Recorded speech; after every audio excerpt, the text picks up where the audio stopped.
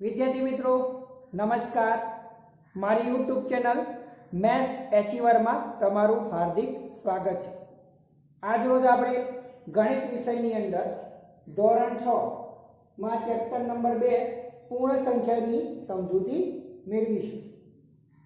मित्रों पूर्ण संख्या की समजूती मेळवता पहेला अथवा तो पूर्ण संख्या वधु सारी रीते समझीए ते माटे आपणे पूर्ण संख्या पहेला प्राकृतिक संख्या कोने कहेवाय तेनी समजूती मेळवीशुं। आप सौने ख्याल ज छे के प्राकृतिक संख्या कोने कहेवाय के बधा ज धन पूर्णांकोनो समावेश जेमां करवामां आवे अथवा तो बधा ज धन पूर्णांक एने शुं कहेवाय प्राकृतिक संख्या कहेवाय।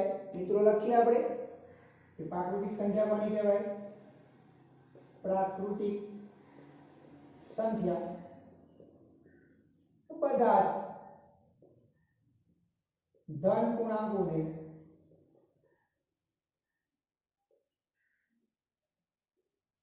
प्राकृतिक संख्या कहेवामां आवे छे। दाखला तरीके 1 2 3 4 डैश डैश डैश बधा धन पूर्णांकों समावेश प्राकृतिक संख्या में रहे। आ परથી આપણે લખી શકીએ છીએ કે સૌથી નાની प्राकृतिक संख्या कई તમે જોઈ શકો છો મિત્રો સૌથી નાની प्राकृतिक संख्या કઈ છે 1। બીજો પ્રશ્ન એમાંથી ઉદ્ભવે આપણને કે સૌથી મોટી प्राकृतिक संख्या कई મળી। तो મિત્રો તમે જણાવી દો કે સૌથી મોટી प्राकृतिक संख्या મળે નહીં। આપણે એક ઉદાહરણ સમજીએ કે કોઈ એક બાળક એવું કહે છે કે સૌથી મોટી प्राकृतिक संख्या 5 લાખ છે। તો બીજો બાળક કહે છે ના સાહેબ 5 લાખ એ પણ ધન પૂર્ણાંક જ છે માટે સૌથી મોટી प्राकृतिक संख्या આપણને મળે નહીં। આ प्राकृतिक संख्याઓ કેટલી હોય તો કે ગણી ના શકાય असंख्य अनंत માટે આપણે લખી શકીએ કે प्राकृतिक संख्याओं केवी होय मित्रों असंख्य अथवा तो अनंत होय छे। त्यारबाद आपणो बीजो टॉपिक छे पूर्ण संख्या विषे। पूर्ण संख्या कोने कहेवाय पूर्ण संख्याओं। तो पूर्ण संख्या कोने कहेवाय मित्रों के शून्य તેમજ બધા જ ધન પૂર્ણાંકો નો સમાવેશ જેમાં થાય તેને પૂર્ણ સંખ્યા કહેવામાં આવે છે। શૂન્ય તેમજ બધા જ ધન પૂર્ણાંકો સમાવેશ જેમાં કરવામાં આવે તેને પૂર્ણ સંખ્યા કહીએ છીએ। દાખલા તરીકે 0 1 2 3 4 ડેશ ડેશ ડેશ। અહીં જેવો પ્રશ્ન ઉદ્ભવ્યો એવો પ્રશ્ન લખીએ કે સૌથી નાની પૂર્ણ સંખ્યા કઈ। સૌથી નાની પૂર્ણ સંખ્યા તો શૂન્ય છે। पूर्ण संख्याओं કેટલી હોય पूर्ण संख्याओं પણ प्राकृतिक संख्याની જેમ असंख्य હોય। पूर्ण संख्याओं असंख्य મળી। સૌથી મોટી પૂર્ણ સંખ્યા કઈ જેમ સૌથી મોટી प्राकृतिक संख्या ના મળે એમ સૌથી મોટી પૂર્ણ સંખ્યા પણ મળે नहीं। સૌથી મોટી प्राकृतिक संख्या પણ આપણને મળતી નથી તે રીતે સૌથી મોટી પૂર્ણ સંખ્યા પણ મળતી નથી। મિત્રો प्राकृतिक संख्याને સંકેત કયા સંકેત વડે દર્શાવાય તો प्राकृतिक संख्या છે એને દર્શાવવા માટેનો સંકેત કેપિટલ N છે માટે प्राकृतिक संख्याને આપણે ઘન સ્વરૂપમાં દર્શાવવો જોઈએ n બરાબર છગડીયા કૌંસમાં 1 2 3 4 ડેશ ડેશ ડેશ। તે જ રીતે पूर्ण संख्या दर्शाववा माटेनो जे संकेत छे ए संकेतने आपणे W कहीए छीए। n मतलब नेचुरल नंबर અને W मतलब होल नंबर। તો w ને છગડીયા કૌંસમાં દર્શાવે તો 0 1 2 3 4 ડેશ ડેશ ડેશ। મિત્રો આપણે પ્રાકૃતિક સંખ્યા અને પૂર્ણ સંખ્યાની સમજૂતી મેળવી। મિત્રો ત્યારબાદ આપણો ટોપિક છે પહેલાની સંખ્યા, જેને પૂર્વવર્તી અને પછીની સંખ્યા એટલે કે પ્રતિવર્તી સંખ્યાઓની સમજૂતી મેળવવાની છે। મિત્રો પહેલાની સંખ્યા એટલે શું કે ભાઈ કોઈ આપણને સંખ્યા આપી છે, એ આપેલ સંખ્યામાંથી જ્યારે આપણે એક બાદ કરીએ છીએ તો આપણને પહેલાની સંખ્યા મળે છે, અને આપેલ સંખ્યામાં એક ઉમેરીએ છીએ તો આપણને પછીની સંખ્યા મળે છે।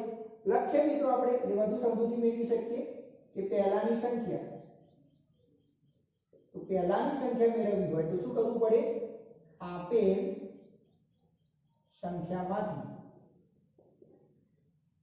એક બાદ કરતા પહેલાની સંખ્યા મળે।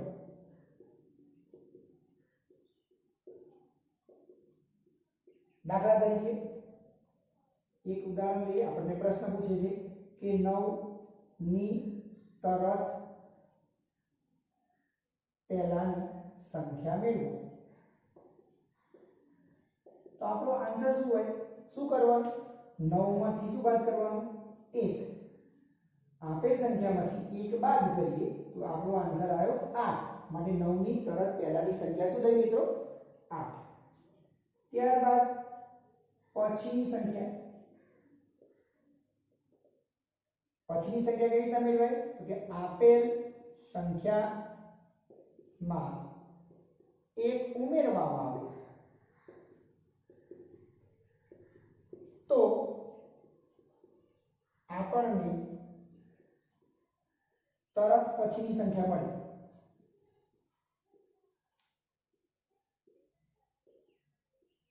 દાખલા તરીકે 9 ની તરત પછીની સંખ્યા મેળવો। તરત પછીની સંખ્યા છે માટે આપેલ સંખ્યાની અંદર 1 ઉમેરવાનો, માટે 9 ને 1 કેટલા થશે મિત્રો? 10। મિત્રો આપણે પહેલાની સંખ્યા અને પછીની સંખ્યાની સમજૂતી મેળવી લીધી। આપણને પહેલાની સંખ્યા અને પછીની સંખ્યાની સમજૂતી વધુ સ્પષ્ટ થાય તે હેતુસર મિત્રો આપણે કેટલાક ઉદાહરણો જોઈએ કે નીચેની સંખ્યાઓની પહેલાની અને પછીની સંખ્યાઓ મેળવો। પહેલો છે કે 1, તો 1 ની પહેલાની સંખ્યા કઈ અને પછીની સંખ્યા કઈ? મિત્રો આપણે સૌ જાણીએ છીએ કે પહેલાની સંખ્યા મેળવવા માટે આપેલ સંખ્યા એ આપેલ સંખ્યામાંથી 1 બાદ કરવાનો, તો 1 માંથી 1 જાય તો શું મળે મિત્રો? 0। માટે 1 પહેલાની સંખ્યા કઈ થઈ? 0। અને આપેલ સંખ્યા હોય એની પછીની સંખ્યા મેળવવા માટે આપેલ સંખ્યામાં 1 ઉમેરવાનો, માટે 1 ને 1 કેટલા થાય મિત્રો? 2। તો આ આપણો આન્સર હશે। તે જ રીતે 19 પહેલાની સંખ્યા કઈ? તો 19 માંથી 1 શું કરવું પડશે? બાદ કરવું પડશે, તો કેટલા મળશે મિત્રો? 18। અને 19 પછીની સંખ્યા કઈ? તો 19 માં શું કરવું પડશે? 1 ઉમેરવું પડશે, તો 19 ને 1 કેટલા? 20।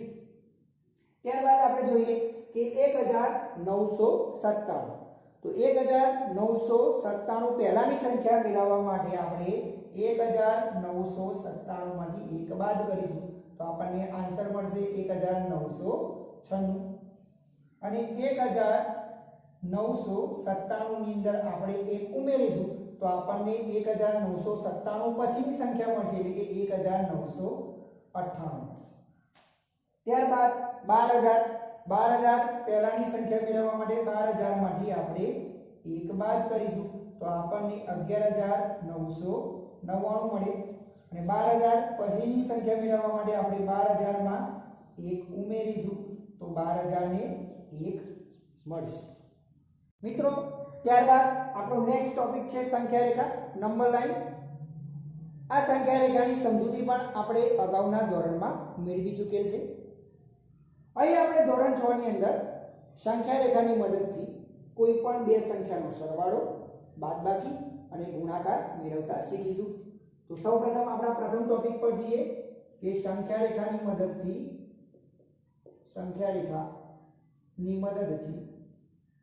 કોઈ પણ બે સંખ્યાનો શું મેળવવો? સરવાળો મેળવો। એક સંખ્યા લખું છું મિત્રો, બે સંખ્યા 2 + 6। આપણને દરેકને ખ્યાલ છે કે 2 + 6 બરાબર કેટલા થાય? 8। પરંતુ આ ગણતરી આપણે સંખ્યા રેખા પર બતાવવાની છે, તો તે માટે હું તમારી સમક્ષ એક સંખ્યા રેખા દોર દઉં। રેખા દોર દીધી મેં, તેની અંદર અંકો નિર્દેશ કરું 0।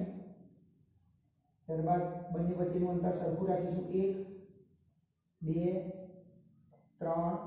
દરેક એકમો વચ્ચે મિત્રો સરખું અંતર રાખીશું આપણે 5 6 7 8 9 અને 10। તેને સરળતા ખાતર તમે સ્કેલ મૂકીને સ્કેલના 1-1 સેન્ટીમીટરના અંતરે તમે ટપકું દર્શાવી શકો છો, જેનાથી દરેક બે એકમો વચ્ચેનું અંતર છે કેવું રહેશે? સરખું રહેશે।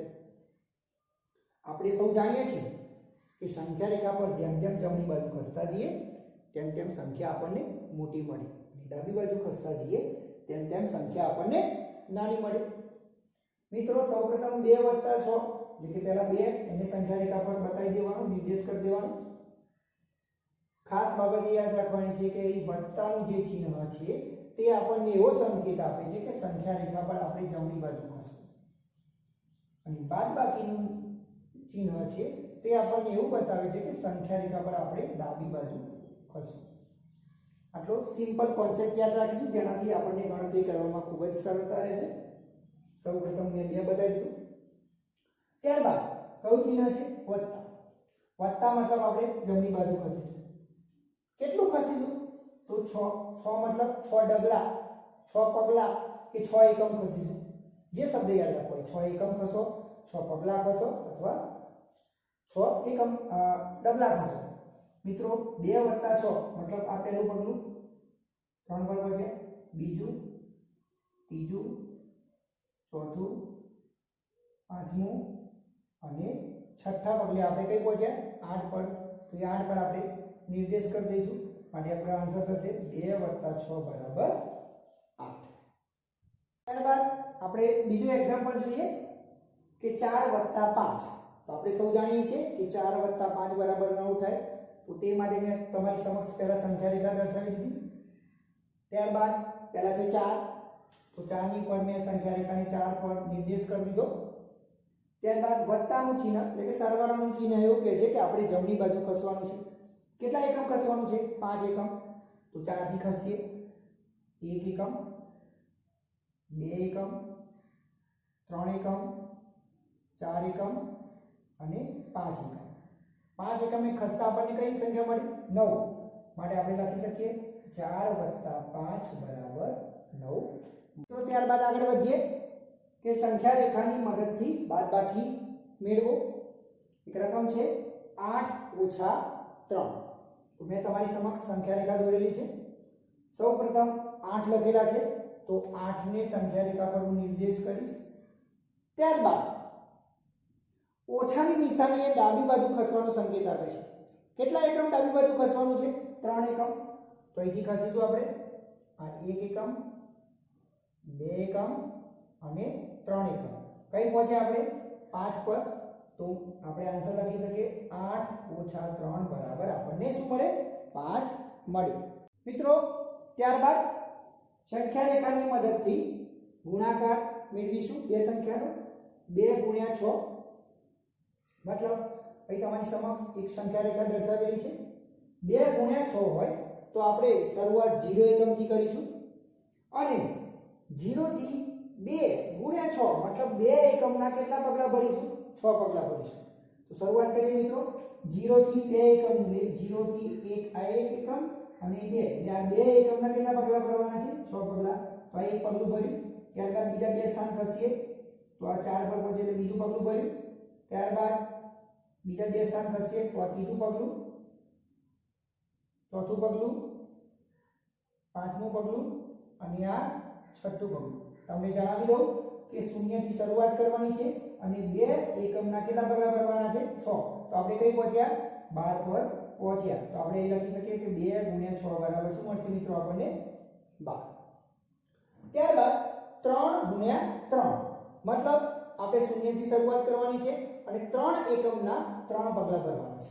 તો એ 0 થી શરૂઆત કરીએ તો 1 2 અને 3 અને 0 થી 3 પરનું પહોંચીએ તો એક પગલું, ત્યારબાદ બીજા 1 2 અને 3, તો આ બીજું પગલું, ત્યારબાદ 1 2 અને 3, તો આ ત્રીજું પગલું. આપણે કેટલા પગલા ભરવાના છે? 3. તો આપણે કઈ પર પહોંચ્યા? 9 પર પહોંચી ગયા. તો 3 ગુણ્યા 3 બરાબર 9. મિત્રો આજ રોજ આપણે પ્રાકૃતિક સંખ્યા, પૂર્ણ સંખ્યા અને સંખ્યા રેખાની મદદથી સરવાળો, બાદબાકી અને ગુણાકાર કરતા શીખ્યા. મિત્રો મારો વિડીયો જો આજનો પસંદ આવ્યો હોય તો મારી ચેનલને સબસ્ક્રિપ્શન કરજો, તેમજ લાઈક બટન દબાવજો અને આ વિડીયો જરૂરિયાતમંદ બાળકો સુધી વધુ પહોંચે તે રીતે શેર કરજો. મિત્રો મારા નવા વિડીયોની અંદર નેક્સ્ટ ટોપિક સાથે આપણે ફરીવાર મળીશું. ધન્યવાદ.